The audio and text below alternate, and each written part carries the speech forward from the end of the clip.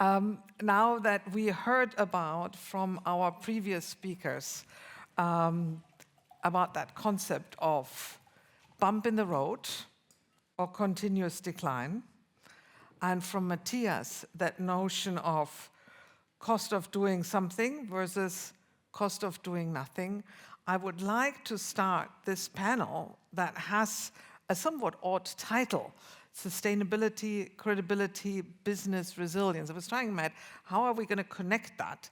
And we'll find out in the moment, but I would like to start with that first question by looking at that first word on sustainability. Looking ahead in the future, where we see from our different vantage points the development going.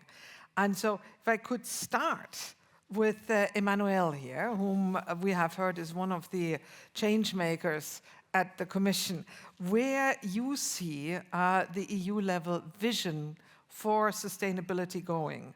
Do you see, if I may be so explicit, a decline? Do you see bumps in the road? Do you see a focus on cost? And do you have an indicator at which you hold that vision perspective? Good morning. I think it's working well. I think I can really subscribe to what Matthias has been explaining. I mean, we are completely in a different context because of the war and the defense issues with the global trade issues. And this presents a lot of challenges. So obviously, also after the European Parliament elections, we had to redesign our political agenda. And I think that the political agenda is very much connected to the Draghi report as well, highlighting the sustainable prosperity as a key priority. And in that context, in the context of the competitiveness compass, the need to have competitiveness and decarbonization aligned. So the Green Deal is, in terms of objectives, what we want to achieve, but we need to do it smartly. We need to have legislation which is fit for purpose. We have clear indication on the simplification side, on reducing impacts, burdens on companies. And so this brings challenges in terms of implementation, in terms of harmonization, and in terms also, as Matthias explained it really well, in terms of the stability of the messages for the investors. So I strongly believe that we need to keep our objectives, but we need to make sure that the rules that we are designing are fit for purpose. Otherwise, we will not achieve our competitiveness and decarbonization goals. Maybe also to add that in the new political agenda, we have also a lot of focus on the circular economy, on the bioeconomy, with an upcoming strategy on bioeconomy, on water resilience. So this is also important to take into account in the changing policy landscape. Thank you. So you're not looking in the crystal ball, you're telling us where we are right now and what we need to do. And I can see that you would do that from where you're sitting, but if I can turn to the OECD for a look in the crystal ball, taking 5 years from now, 6, 7 years from now, where do you see the sustainability agenda going, particularly perhaps from your perspective at the OECD, where you're looking really at corporate responsibility? Do you want to venture into a predictive space? It's a bit early in the panel for that, I guess. Oh, we're going to get started early with that. Thanks, Monika. No, and thank you to ISEAL and Karen, your team, for the invitation to contribute. I think I might answer your question by sort of referring to what we're hearing from companies themselves, because I think that's very important, and not to steal Joana's fire. But from the OECD, we try to do that a lot. And I think we're at a bit of a funny moment, a special moment now, where corporate sustainability is subject to at least two sort of, you can say, competing or opposing forces. On the one hand, I think there's no denying that sustainability is becoming a mainstream part of business strategy in many ways.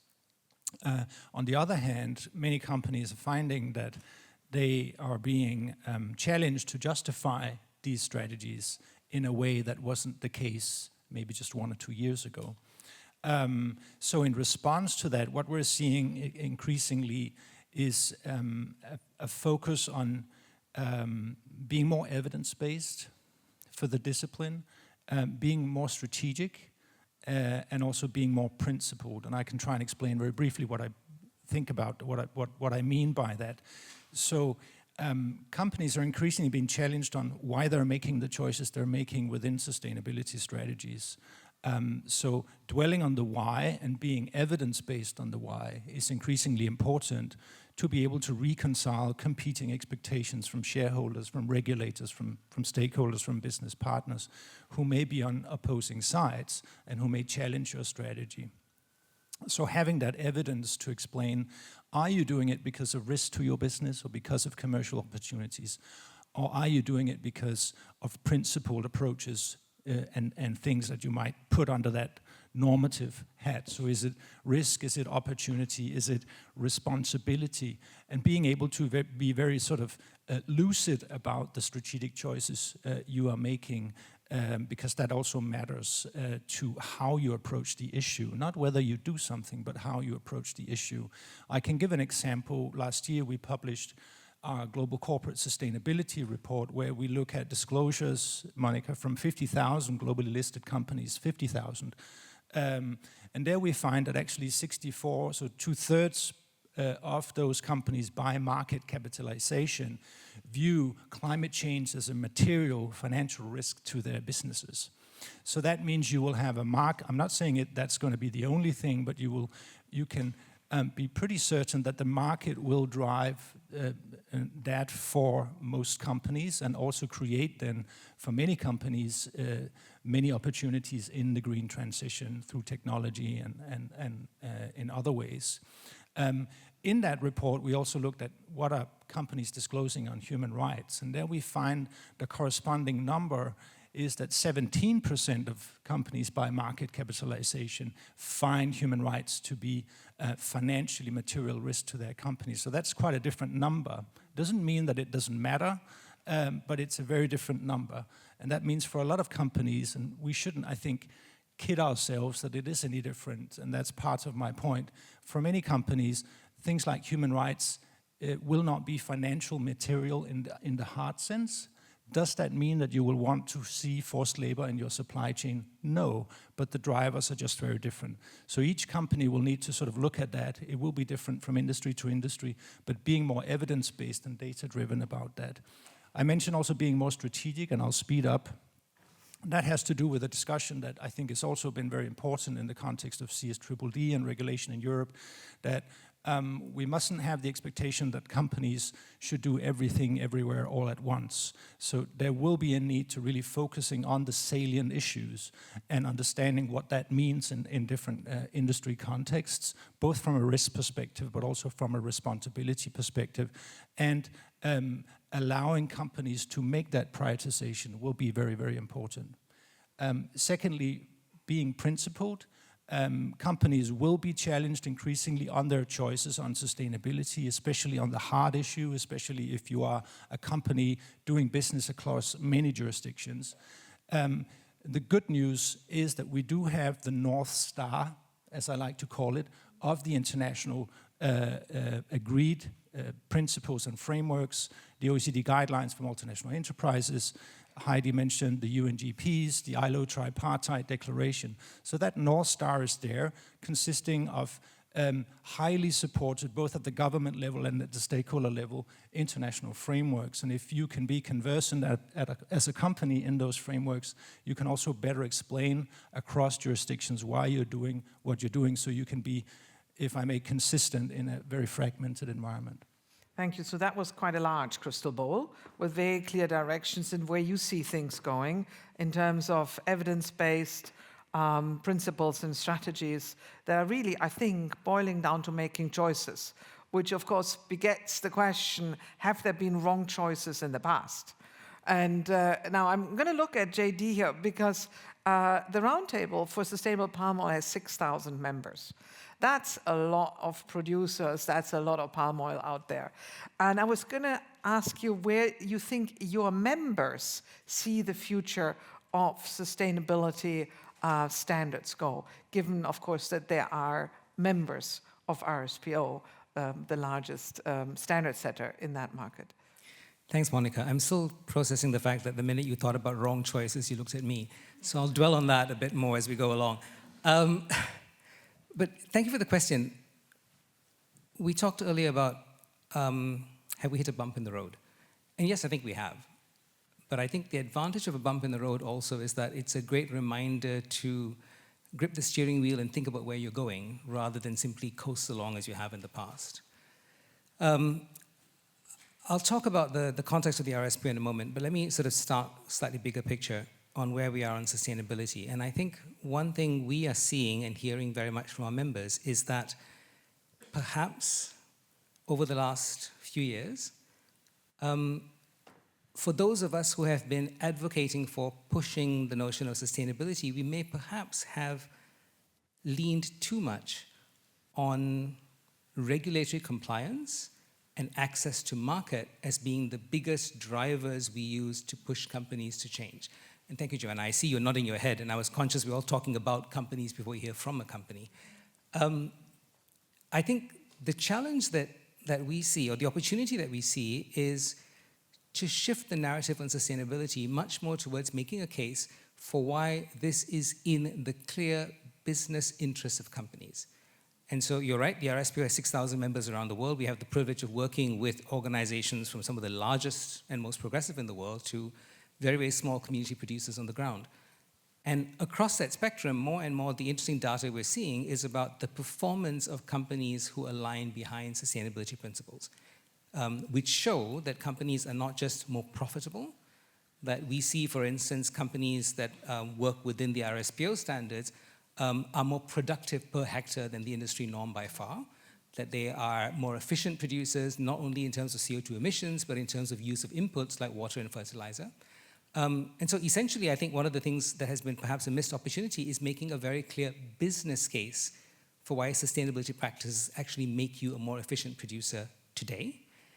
And equally, and building on that, a more resilient producer in the face of the likely shocks we're going to see in the future. Why more resilient? Number one, because more efficient use of resources like land, labor, inputs makes you more resilient. And number two, because your ability to demonstrate that you are doing the right thing builds you political and social capital that's going to be enormously valuable in the disruptions we're facing in the world. So I think that shift to making a very clear business case for sustainability is an opportunity, and one that in the RSPO side, I think we are seeing very much through the examples of many of our leading members, thank you, including IKEA, that I think show on the bottom line the value of aligning with these. And maybe on that point, I will happily toss back to you and Joana. Thank you. And it is not by chance that we're going to ask Joana for her perspective at the end, but I did wanted to say, of this first round, want to say the reason why I turned to you when saying, okay, what have we done wrong, was because I actually see RSPO have done pretty much everything right. So, and it is, in my view, and maybe for the next round, you may want to start thinking about this. This question is, have we overlooked something? Because I'm old enough to remember when RSPO was set up. And in fact, I was sitting at IFC at the time, and we took the decision to participate very much because of the business case being at the core of it. And that takes me to you, Joana, when thinking about, again, the future of where sustainability commitments on the corporate side are going. And IKEA, you have pioneered enormous new practices, actually, so you set standards for your competitors without codifying them, people starting to emulate you, follow you in where you were taking the agenda. Do you see that process going forward? Because you must have had a business case. Thank you, Monika. Thank you for the nice words, and thank you for the invitation. I think this is part of the IKEA DNA. If you think back to our vision of creating a better everyday life for the many people, it all starts there. And from early on, I think mid-90s, we have realized that sustainability was a dimension that we needed to bring closer and closer to the business. As you were saying, Allan, it is part of the business strategy. And it started very much on the site. But I think as we went along, we really understood that to make our business priorities happen, and to make our sustainability goals happen, we needed to strive for full integration. I would say we're not there yet, but we are well along the way. And when I have conversations with other companies, they often come and ask us, how did you do this? So are we pioneers? It's not because we want to be pioneers, it's because we see that this is what is needed for us to have a future-focused, striving business in the future. So going back to what you were saying, Matthias, in your speech, it's about what is the cost of non-enforcement for you as a business? Are you here for the long term, or are you here for the next 2-3 years until the next executive team is coming in? And I think the advantage that we have through our structure is being a private-owned company. We are able to think long term. And we remain committed. It's a turbulent world that we are all living in, but ever more than we remain committed to our sustainability goals, and we are really pushing to really be the voice in the room that says this is making sense from a business point of view. We're not doing this only because it's good from a sustainability point of view. It's about securing that we do have the right raw materials tomorrow, but they need to be responsibly sourced. They need to have human rights fully embedded.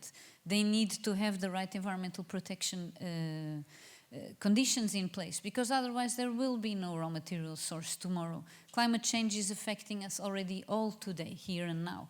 And back to this, the Europe's Environment 25 report that was launched yesterday and is being launched during this week here in Brussels.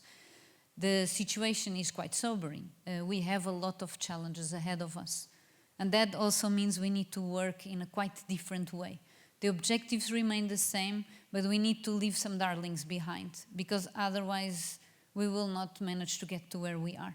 So I think these are some of the ingredients that are part of our daily conversations.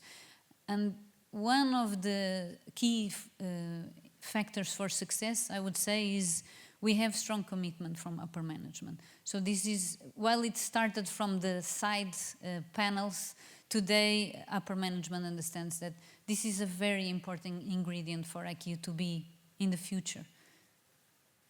And so this is an interesting question that you're, if I may read into what you've said, are implicitly saying, which is there is a business case. It is strong. It's actually getting stronger as we look at the barrels of environmental resources. And that begets the question, are we following an incorrect narrative? And which, you know, is something that drives policy, which drives the work that the Commission is doing, because you are, in the end, a political body that has stakeholders and owners. But are there parts of that narrative that are actually not right, and that our experience that we have with sustainability standards can show as being wrong? And so my question to you, when you look at the past couple of years, have you been able to say, well, this and that policy measure really built on an experience from voluntary standards? We used this in order to do that. And do you see that as something that can be reinforced going forward and building new commitments? Yes, I will give you a very concrete example. We built on the voluntary industry standards to combat microplastics pollution from pellets. So there we had Operation Clean Sweep, which is an international scheme. The industry in Europe had been working on this at the level of the producers of plastics. They wanted to bring the converters on board. The converters said yes. They brought, the auditing teams to reinforce the scheme. And in that journey, we helped them with the voluntary scheme. So we learned a lot as Commission officials as to what was being done.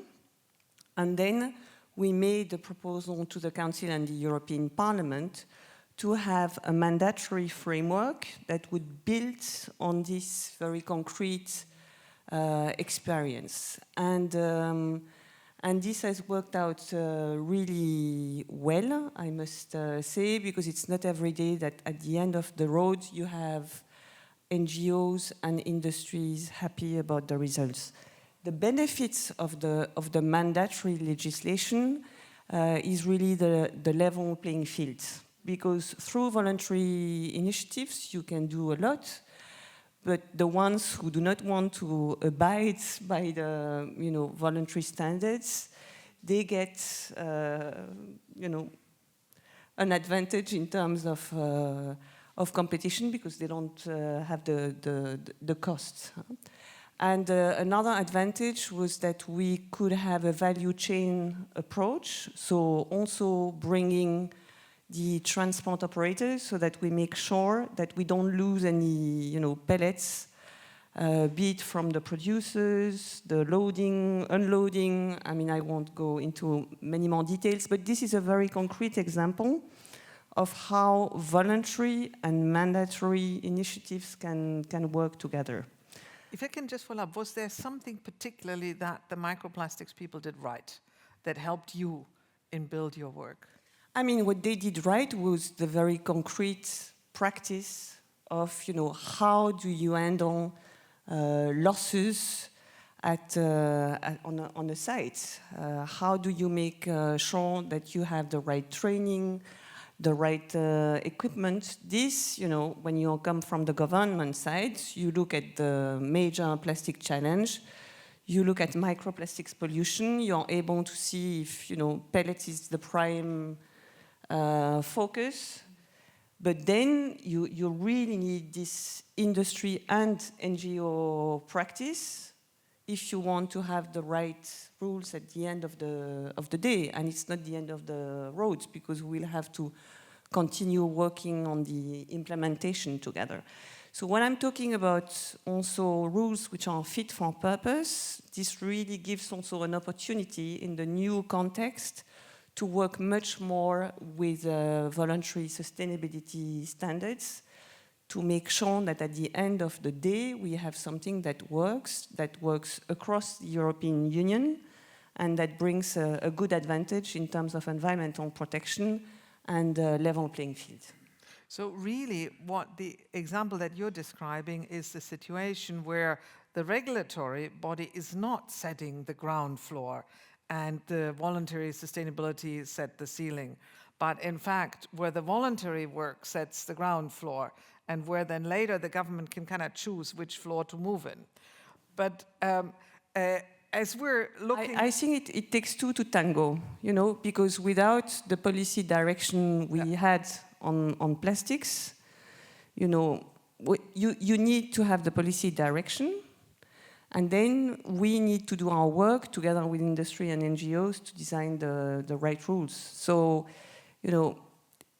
this specific voluntary initiative was critical in a policy agenda. So again, it takes two to tango.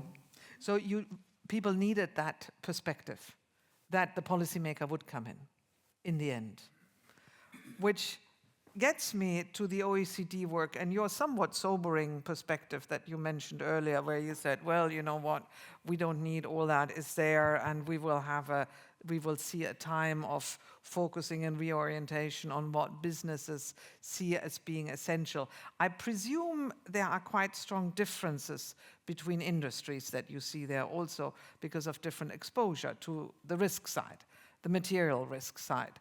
And I was kind of wondering when thinking about that, have you seen in the high-risk industry voluntary standards hamper or help the development of the industry also from an economic perspective? Well, I think you are referring to probably one sector that we're both very familiar with, so I can draw an example from that and something that works. So I will put myself in the shoes there. So if we look at the minerals sector, which is perhaps one of the longest standing examples of this kind of smart mix approach that we're discussing here today, and where we happen to have had a central role, and which is a sector which has kind of become everybody's pet in these critical minerals, critical raw materials time. So the work in that sector has obtained a new geopolitical dimension, as well as a green transition, digital transition, but also defense industry relevance. If we look at that sector today, we can actually stand back and say, well done, so far so good. Is it perfect? By no means. If we look at the scale of the impact of it, it's actually quite interesting. So today, 15 global supply chains for base metals, critical base metals, are actually audited according to the OECD standards on responsible business conduct. Is that system perfect? By no means. But that's a type of scale that would not have been possible without the many voluntary schemes, industry schemes that exist in that space. We earlier this year at our forum on minerals in Paris, the OECD annual forum on minerals, we presented some academic work that actually which in this case focused on mining regions in the Democratic Republic of the Congo, where a lot of this attention is focused, which shows that in the mining areas where these standards have been implemented over the years by voluntary schemes, levels of violence and levels of conflict are down by between 40 and 70%. Which you can also, of course, assume then reflects positively on production volumes and therefore security of supply if you're interested in that. So again, that type of impact would not have been possible without this smart mix, which brings me to the final point on that example, which is that, of course, those schemes exist for a reason, because way back they were given a regulatory nudge by the Dodd-Frank Act in the US and by the EU minerals regulation, which sort of set the train in motion, but actually a lot of the implementation is done on a you can say, voluntary basis by people who are close to the industry, by people who understand the supply chains. Again, is it perfect? No, but it's a pretty good roadmap for what we need to do. Of course, that sector has its own peculiarities. I would wager that also in the garment sector, with our work there, we have also moved the needle in a similar fashion. And you'd be hard-pressed, I think, to find any mining company of reasonable size that would find the participation and contribution and abiding with voluntary sustainability standards not to be a business interest. And in the textiles industry, it's moved quite a lot. In the palm oil sector, you've seen that massively change. But I'd be curious if we can go back to your experience also, because if we are going into, if you will, a little bit of a, well, we can call it a bump or we can call it a valley on the regulatory side, and if we have industries that have no doubt about the relevance, the business relevance of that, is there something from the 20 years, 25 years history of RSPO that would help think through what should folks engaged on either the regulatory or the voluntary side do during such valleys? Yes. And I guess you want me to elaborate, right? That would be kind. Well, I think this point about the dance between voluntary standards and regulation is really at the core of the entire discussion we're having today. And I'm trying to cram into a couple of minutes the 1,000 things I want to say about it. A couple of points to start off with. I think you mentioned just now the sort of the free rider risk of leading companies investing in doing the right thing, but then allowing space for others to reap the short-term benefits. One of the things I loved about the scheme that I inherited when I took over the RSPO is that right at its very foundational core, Monika, you remember 20 years ago, it was set up as an agreement across the entire supply chain with a shared commitment to invest in sustainability, with the understanding that in order for producers to invest in not just implementing sustainable practices, but figuring out what those are for this industry, there had to be a commitment across the entire supply chain to share the costs. And that's baked into the core of how the RSPO system works. Now, what can I say about the interface between voluntary standards and regulation? A couple of things. First of all, I think I see voluntary standards play an incredibly important role in being a space where like-minded actors can come together and figure out how you actually translate sustainability aspiration into action. You talked just now about the complexity in plastics. You know, that question of when you have a policy or sort of sustainability aim you want to reach, how you translate that into the minutiae of practices on the ground, defined as best practices in a way that's actually tracked, monitored, audited, verifiable, so that all the stakeholders involved have confidence that this is actually happening. And that level of complexity is really only something industry can figure out. And I think that's one of the first most important lessons we need to learn. There is a level of complexity there that you absolutely have to bring industry into. And we see that very much in our space. Now, why is this valuable for regulators? And I'll zoom out a little bit and focus not only on the EU here, but also the governments we engage with regularly in producer countries. The most interesting dance for me, forgive me, between our work and regulators is not in the EU. It's in producer countries, where we see producer governments themselves pushing sustainability standards through regulation. Now, any of you who works on policy knows when you are writing a regulation that is going to be mandatory, that effectively becomes a cost of entry into activity in a sector. I'll give you an example. In Malaysia, the National Sustainability Standard in palm is a regulatory requirement for you to get a mill license. If you don't meet the standard, you cannot produce. If you're going to write regulations that have that critical an impact on the industry, you need to be pretty sure your regulations can be implemented. So how do you do that? Well, the dance is, we figure it out.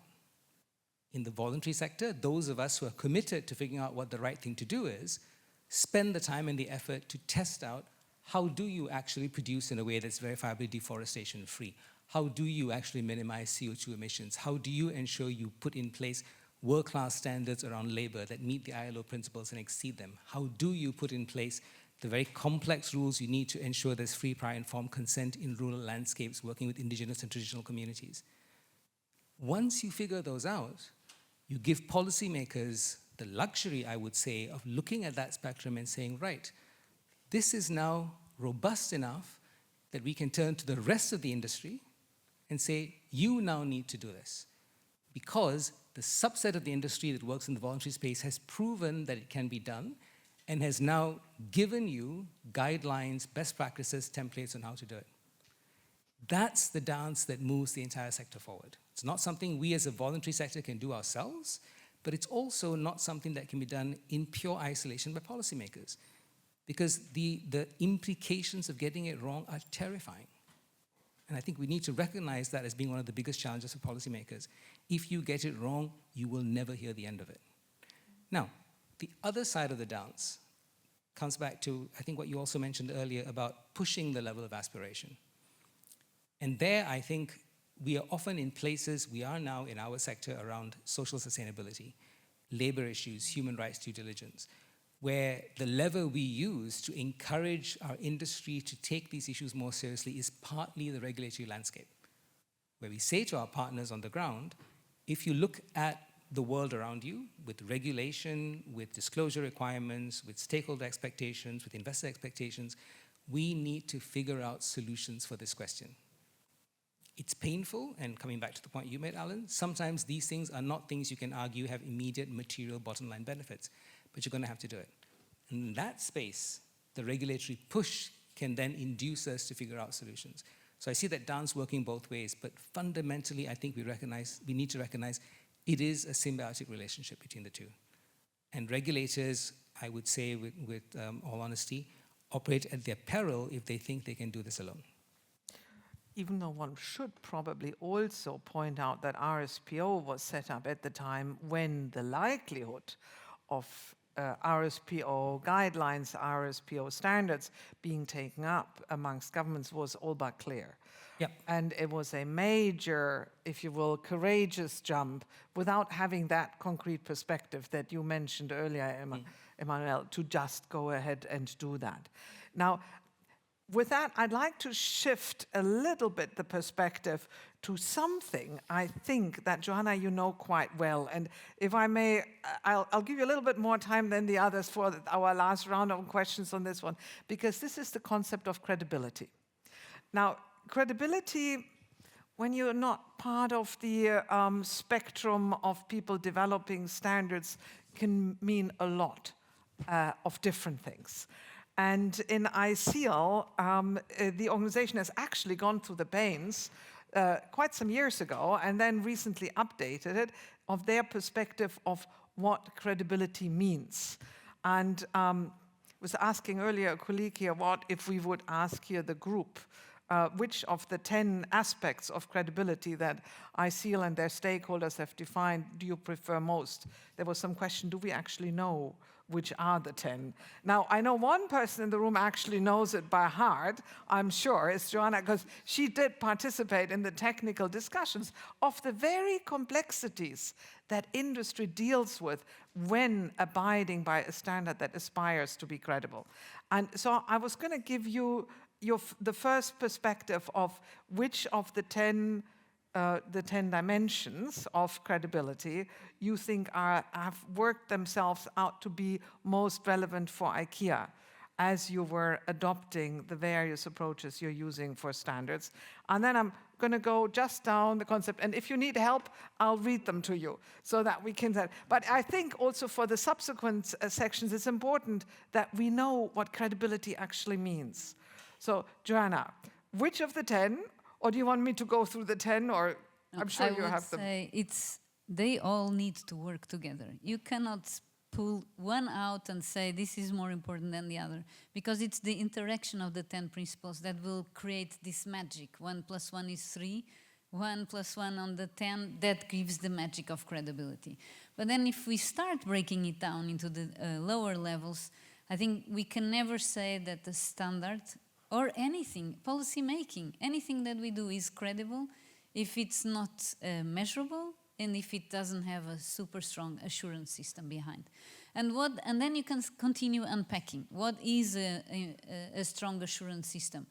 I mean, it's all about the right implementation, focusing on the right sustainability aspects, and going back to what Heidi was sharing in the morning, that we cannot continue moving with voluntary standards that only pick and choose a few of the sustainability aspects. Sustainability is interconnected. Social and environmental aspects are very important. And so it's back to the whole spectrum of all the aspects, and really about having the right implementation and the right verification. So it's about the competence of everybody that is involved in the system. And I think then it's also about having, making sure that a system is created and maintained and used in a multi-stakeholder platform. Because if we are not bringing the voices of both the users, but also the producers, and also the policymakers and everybody around the table, the system will not be credible because it's missing something. It's like a table with only 3 legs. So I would say I'm not going to pick one credibility principle. I will say they are all important, but without the assurance part, a voluntary standard is only a good idea. So you did pick. I pick, but I don't. And that's okay. We should all have no, we're not supposed to have our favorite children, right? But it's totally fine to have a few favorite credibility principles, right? So measurableness, assurance system, and then the right impacts, which is that first principle on impacts, multi-stakeholder. and then the multi-stakeholder piece. Now, Allan, for your benefit, I'm going to read to you the other ones in case you're having trouble. Exactly. So there's also going to be collaboration as one important aspect. Value creation must create value for the firm. Stakeholder engagement, that was one of the favorite ones that we heard about. Transparency, impartiality, reliability, which is a little bit, I think, where you were with the assurance system, truthfulness, and continued improvements, the dimension of continued learning, of bringing innovation in. Want to give me 2, 3 favorites? So you're asking me to choose between motherhood and apple pie, in other words? No, I'm just asking you whether you like that child better than the So I think maybe it's more interesting for me to talk about what our members think about this. Yeah. So we have a thing at the OECD under the sexy title of the OECD Inclusive Platform on Due Diligence Policy Cooperation, where they actually discuss, we had 60 countries in March discussing a variety of topics, and this was actually one of them. And I think before I get to your question, it's important for me to also add that the OECD has, for the past decade, conducted about 20 so-called alignment assessments of schemes in different sectors, and they're all available publicly. I think that's important. And we've recently published some sort of learnings reports of what we've seen gathering all of these experiences over the years, including with working closely with ISEAL. Lauren Shields, who's in one more minute. Lauren Shields is here and from the OECD is responsible for this work. One of the things that strikes me is it's fiendishly difficult to actually assess who is covering what. And that was your point also earlier. Are you covering labor? Are you covering environment? Which part of the supply chain? Is it upstream, downstream? Is it beyond the first tier? Which commodities, etc.? If you start to piece this together, which is impossible for anyone to do, then you have a very patchy picture with a lot of gaps in it. So I think that's very fundamental. We also found that a lot of schemes are actually recognizing each other without necessarily knowing that they're being recognized themselves by someone else. So again, there's a lot of kind of opacity in the system that is very fundamental. So you can hear I'm veering towards transparency. Transparency and clarity on impact is what I mean. It's a place to start. Can I finish up with an interesting story? In under a minute, yeah. This is becoming also a two-way street. So some years ago, the OECD helped incubate something called the Sustainable Terms of Trade Initiative, which is actually, you can say, a kind of voluntary scheme consisting of garment manufacturers associations representing 80% of global exports. And they have in that schemes basically set out principles for responsible commercial terms in their sector. And this is something that's coming up and more and more, that this is becoming a two-way street.